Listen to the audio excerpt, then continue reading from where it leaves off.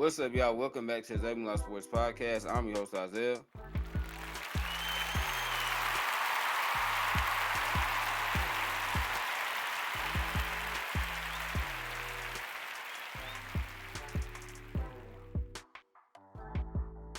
Y'all, the Jacksonville Jaguars got absolutely demolished on Monday Night Football against the Buffalo Bills. In the game, they lost 47-10. And y'all, I'm very surprised that the Jacksonville Jaguars looked this bad because even though I'm a Tennessee Titans fan, I had the Jaguars winning 9 games and competing for a playoff spot. But right now, y'all, the only thing that the Jaguars are competing for is the number one overall pick in the 2025 NFL Draft because that's how poorly they have played. Y'all, you look at them offensively, they have one of the worst offensive lines in the league. They're only averaging 13.3 points per game. You look at them defensively, y'all, they have one of the worst secondaries in the league, and they're giving up 28.3 points per game. So this is a team that's been horrible on offense and defense. They're the only team, y'all, in the NFL that has not forced a turnover. So, I mean, the Jacksonville Jaguars are a complete mess. I think, y'all, there are 3 people that shoulder the blame for this disastrous start that they have had. I think the first person, y'all, is their quarterback, Trevor Lawrence, man. And listen, I know a lot of people like Trevor Lawrence. I know a lot of people thought Trevor Lawrence was going to come in to the NFL and become one of the best quarterbacks in the league. But right now, y'all, he is playing like the worst quarterback in the league. And I want to show y'all his numbers, man, because the numbers never lie. He's completing 52.8% of his passes. He's only throwing for 186.7 passing yards per game, and he has a 75.1 quarterback rating. I mean, y'all, those are not numbers you expect to get from a guy that the Jaguars just paid $275 million to back in June. They literally just gave this man $275 million, and he's putting up horrible numbers. Horrible numbers, y'all. And it's so crazy because a lot of people think that Trevor Lawrence is playing, poorly due to the offense that's around him. Y'all, look at the playmakers he has available to him. Christian Kirk, Brian Thomas Jr., Gabe Davis, Evan Ingram, Travis Etienne. I know a lot of quarterbacks that would love to be surrounded by those cast of playmakers that he has at his disposal. The problem is, y'all, Trevor Lawrence is not very accurate and he's very turnover prone. I mean, you look at since he entered the league in 2021, y'all, he has 61 turnovers, which are the most in the NFL. So this is who he is, right?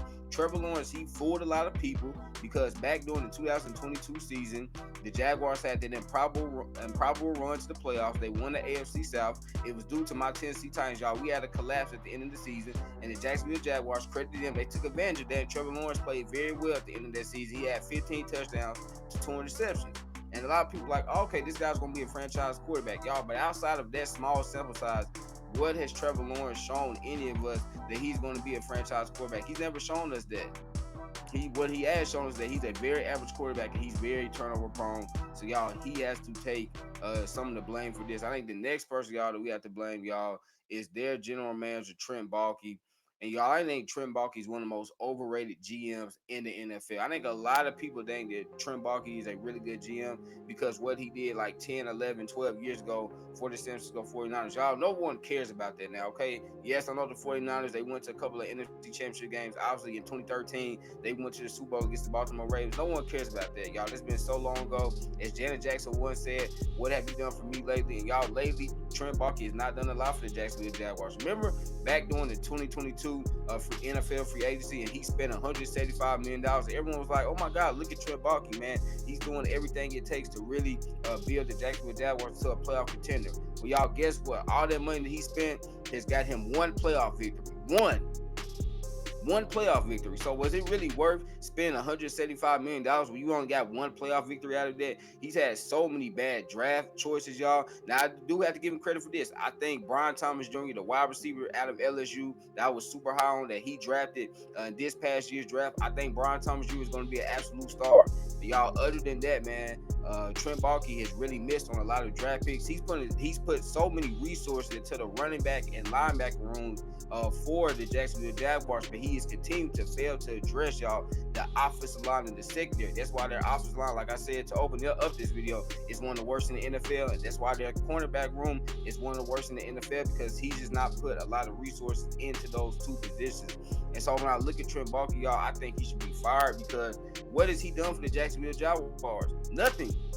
Nothing, y'all. One playoff victory. That's what he did. One playoff victory. Again, all that money that he spent a couple of years ago, he only has one playoff victory to show that. Only has one division title to show that. And what he did do last year, y'all, is his team had an absolute meltdown after they started the season 8-3. They ended the season last year 9-8, y'all, and they missed the playoffs altogether. How in the world do you start 8-3 and then you only win one more game in your next 7 games? It's because your GM is not that good. It's because your GM, he has failed to really put resources into key positions, y'all. Again, the offensive line and the cornerback room. So I think Trent Baalke needs to be fired, y'all. But I think the third and final person that has the shoulder to blame, y'all, is their owner, Shad Khan. And Shad Khan, man, he is just in over his head, y'all. I want y'all to listen to what Shad Khan had to say about his Jacksonville Jaguars team ahead of the 2024 NFL season. It's my privilege here to welcome all of you to the training camp for the Jaguars, our 30th year. About a month ago, we celebrated the city's partnership with the Jaguars and the approval of funding for the new Stadium of the Future.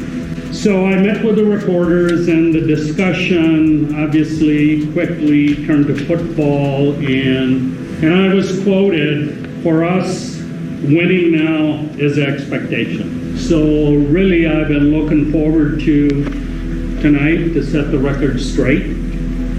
I was not misquoted, and let me just repeat, winning now is the expectation. Make no mistake, this is the best team assembled by the Jacksonville Jaguars ever. Best players, best coaches, but most importantly, let's prove it by winning now.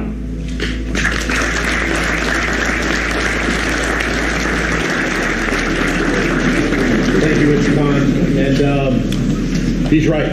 He's right. The opportunity is right in front of us. It's about winning. You know, we're in this business to win and to win now. So, and that's our goal each and every day as we strive. Does it mean we're going to be perfect? No. It's not going to be perfect, but we're going to strive for greatness. So y'all heard what Jags owner Shad Khan just said, man. He said winning now is the expectation. Make no mistake, this is the best team assembled by the Jacksonville Jaguars ever. Best players, best coaches, but most importantly, let's prove it by winning now. And y'all, I cannot believe that Shad Khan said this. Really, Shad Khan, this is the best Jaguars team ever assembled. You got a quarterback that's inaccurate and turnover prone. You got a GM who's one of the worst GMs in the league and that has consistently failed to address the offensive line and the cornerback room. Really? But this is one of the best teams ever? This is one of the best Jaguars teams ever? Really, y'all? Can you believe that Shad Khan would say that? He set unrealistic expectations for this team. Again, I had them going 9-8. I did not think this was some Super Bowl caliber team, though. The fact that Shad Khan felt like this was a Super Bowl caliber team, this is a team that could, compete against the big dogs in the AFC, like the Chiefs, like the Bengals, even though they look pretty bad right now, like the Baltimore Ravens, like the Buffalo Bills. Really? Shad Khan, y'all, like I said a few minutes ago, man, he is in over his head. I think Shad Khan is not a very good owner. He has said, so many outlandish things during the years. But y'all, this is probably the most outlandish thing I've ever heard him say. To say this is the best Jaguars team ever assembled. And again, your quarterback stinks, your GM stinks, your O-line and your cornerback room stinks. But yeah, this is the best Jaguars team ever. And y'all, I feel like because the Jacksonville Jaguars are 0-3, because they got to a horrible start and because they have failed to meet expectations, man, I think that their head coach, Doug Peterson, is going to get fired.